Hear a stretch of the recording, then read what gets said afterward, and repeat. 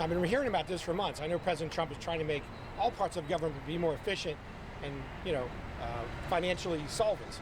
So I guess he offered some changes. I've been getting a lot of calls about that lately. The good news is I've heard recently that whatever changes the president was going to make have been delayed till after the election. So there's no misconception or confusion about it affecting the election, because many states in this country have gone to mail-in voting. West Virginia still has the ability to vote in person. Right. And frankly, it's still safe to vote in person. Dr. Fauci has said as much, keep social distancing. It's still fine to go vote in person.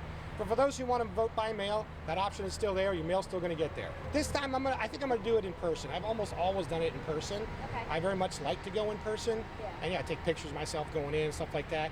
In the primary, I did do the absentee ballot, mail-in for the primary. But I think now for the general, I'll go ahead and do it in person. Well, there's been a trend lately towards early voting and, I guess early voting, or even as California does, is voter harvesting, where you give other people your ballots, which is very much a break from the tradition of this country.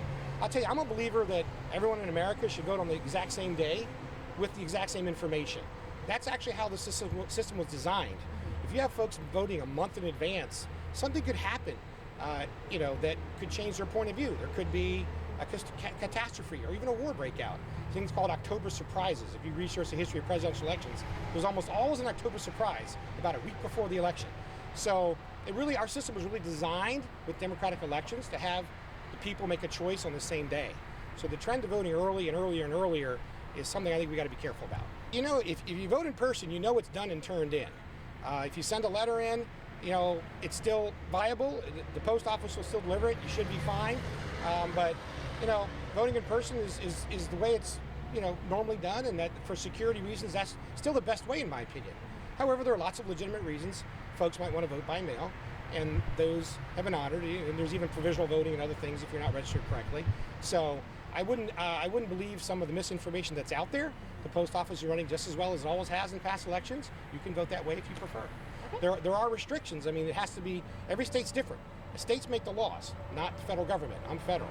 But some states it has to be in by the election. Some states it has to be mailed by the election. You have 2 or 3 days for it to come in, but then it shuts off.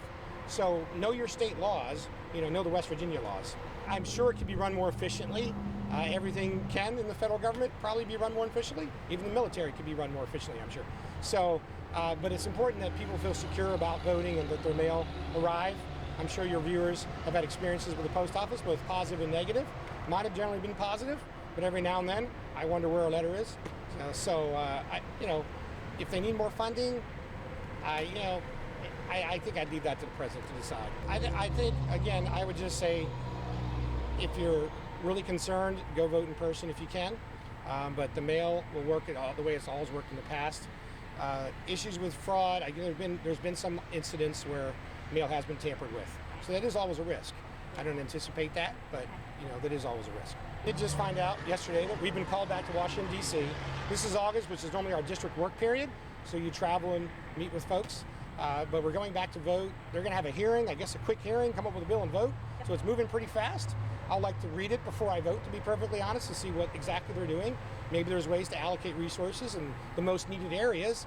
West Virginia is a rural state, and I often worry about rural customers having good access to their post offices. And as I've traveled West Virginia, a lot of post offices are part-time.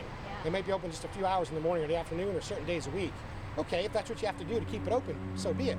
Maybe it doesn't justify a full-time person. Maybe a part-time in 2 different areas. So, but I think, look, there's no perfect systems, but I think it's working fine. Well, obviously every employee in the federal government or private industry wants to be sure that they've taken precautions from the COVID infection. So there may be some health related protections they need to take at the post office, as they would for any other federal employee. So I would, support that. But I think as far as funding and what changes need to be made exactly, I think with the pandemic going on, there's a lot more people scared out there. And frankly, I've read there's a lot more use of the mail because folks are home sending letters. So actually the revenue's increased in the post office. They may have an increased number of volume of mail they have to deal with. That might require hiring new people too. So, but that's just the ebb and flow of the program. We did pass a new resolution you could vote by proxy, which I think is not a good idea at all. We've actually never done that in the history of America. So just keep that in mind. Your viewers should keep in mind, for all that we've been through, wars and everything, Congress has always gone and voted in person. So I will be going to D.C. in person to vote this Saturday. Some members are casting proxy votes. Okay. I had an amendment that dealt with road funding for West Virginia, Corridor H, which is almost finished. And we had a way to trade money from other states. It actually passed the committee unanimously. Okay. And I have a bill that does it. It passes the amendment unanimously.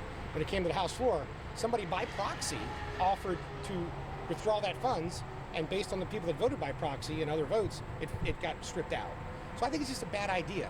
We need the road funding. This is a great bill, has a lot of support from bipartisan, and it was a nice way to make road funding available to other states because there's unused funds in certain accounts. So it's disappointing to me that we're voting by proxy. I think it's frankly an insult to the institution of Congress that members sit home and cast their vote that way.